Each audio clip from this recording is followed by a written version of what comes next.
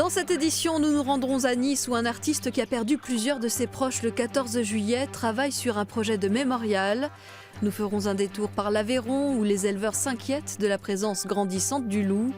Mais d'abord cette question, peut-on avoir confiance en l'eau du robinet ? Eh bien selon une enquête d'UFC Que Choisir, pas toujours. Le magazine a dressé une cartographie nationale de la qualité de l'eau qui met en évidence des points noirs, comme ici en Dordogne. Jean-Claude Arnaud, maire de Saint-Vincent de Conzac, connaît depuis toujours la source qui alimente son village. Il y a plus de 70 ans, oui. Pompée à seulement 800 mètres du village, elle a alimenté depuis plusieurs générations ses 700 habitants, même en temps de sécheresse. Seulement voilà, les analyses menées par l'ARS, l'Agence régionale de santé, ne sont pas toujours bonnes. Plusieurs fois, des taux de métallochlore, sorte de pesticides, sont apparus dans le rouge. Alors le 21 novembre, eau d'alimentation non conforme aux normes de qualité en vigueur liées à la présence de métabolites, de pesticides. Après avis sanitaire et scientifique, ces molécules ne présentent aucun risque pour la santé aux teneurs retrouvées. Une eau polluée, mais qui répond tout de même aux critères de consommation. Devant cette contradiction, l'ARS a décidé de trancher. Le petit village ne devra plus utiliser cette source et trouver son eau ailleurs. 150 000 € de travaux vont être engagés. Vous comprenez cette décision ? Non.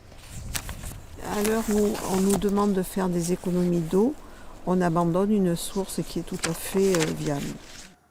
Selon l'UFC Que Choisir, 4 villages en Dordogne seraient classés noirs avec des eaux polluées aux pesticides.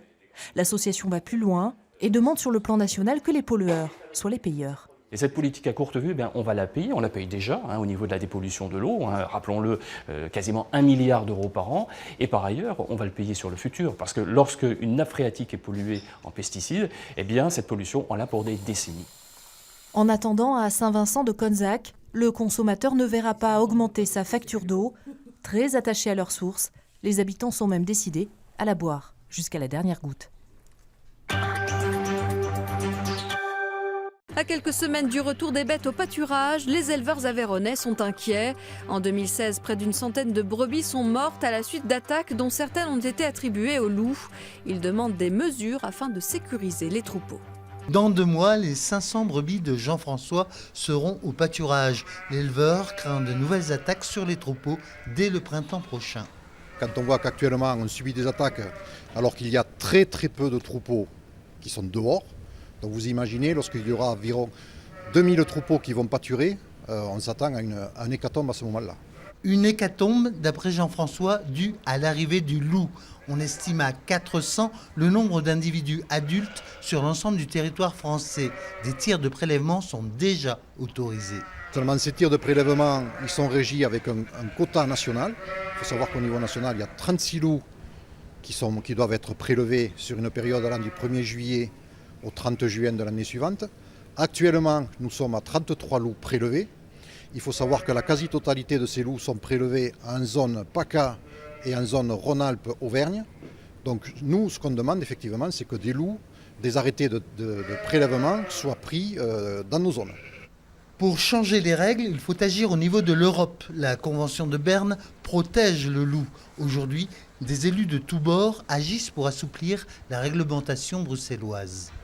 Il s'agit aujourd'hui de dire clairement, comme je le fais ici, que sur un territoire comme le nôtre, on ne peut pas accepter qu'un prédateur sauvage comme le loup mette en péril des siècles d'histoire, la réalité d'activités humaines et d'activités économiques qui font du territoire ce qu'il est aujourd'hui. En 2016, 91 brebis ont été victimes d'attaques dans le sud d'Aveyron. Dans 16 cas, la présence du loup n'a pas été exclue.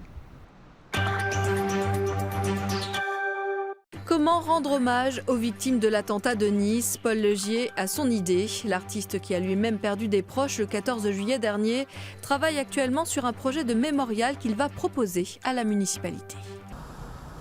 Devant le kiosque à musique, 2 longues minutes de recueillement, 6 mois après l'attentat. Paul Legier a perdu 3 membres de sa famille le 14 juillet dernier. C'est la première fois que je viens parce que c'est encore beaucoup trop frais dans ma mémoire, c'est trop douloureux. Voilà. Je préfère ne pas voir ce côté obscure des gens et je préfère me tourner vers quelque chose de plus poétique, plus léger. Comment rendre hommage aux victimes? Sculpteur de métier, c'est dans son atelier qu'il a trouvé la réponse. Il y a 86 victimes, donc il faut 15 colonnes pour que tous les noms soient inscrits. Et ça ferait, tous les 100 mètres, ça ferait à peu près 1500 mètres de longueur. La colonne sera de la couleur des galets, c'est du granit. En exposition, au milieu de la pièce, une maquette, grandeur réelle. Les oiseaux, tu vois, pour moi, c'est une évasion, un voyage sans frontières. C'est un symbole, on représente les âmes qui s'envolent. Coût estimé de ce projet, 80 000 €. Pour qu'il se concrétise, il doit maintenant convaincre la ville et obtenir les fonds nécessaires.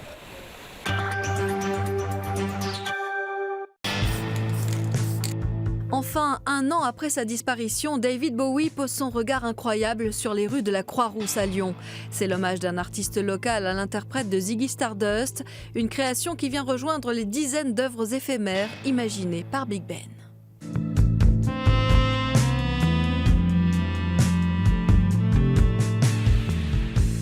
Look up here, I'm in heaven. Cet œil vert et l'autre gris, ses pupilles asymétriques. David Bowie, disparu à New York en 2016, réapparaît sur les pentes de la Croix-Rousse. C'est à Big Ben qu'on doit la résurrection ophtalmique de l'icône anglaise. Moi, je suis un admirateur de l'artiste et de sa carrière. Je trouve que c'est quelqu'un qui a su s'adapter et donc sa disparition m'a touché au fait que j'avais envie de lui rendre cet hommage, quoi. Big Ben est un artiste qui fait parler les murs. La Croix-Rousse est l'un de ses terrains de jeu. Il y dépose ses dessins au petit bonheur, un tigre et sa gamelle, un funambule en contre-plongée ou encore un joueur de lutte fraîchement collé. Celui-là, je l'ai posé ce matin, en fait, juste ce matin. On peut voir, la colle est encore fraîche. Ah. Donc c'est une colle à base de farine. C'est une façon écolo de faire de l'art, je trouve, quelque part, et qui est intéressante et qui donne ce côté éphémère aussi à la peinture, dans le sens où ça va se décoller tout seul et puis voilà quoi, la peinture après elle va vivre. Curieusement, s'il expose dans la rue, Big Ben travaille secrètement dans un atelier minuscule dont il ne veut rien montrer, tout juste quelques bombes de couleurs et des pochoirs, futurs éclaireurs de murs. Mais ses yeux de Bowie risquent de braquer sur lui bien plus que la lumière d'un regard.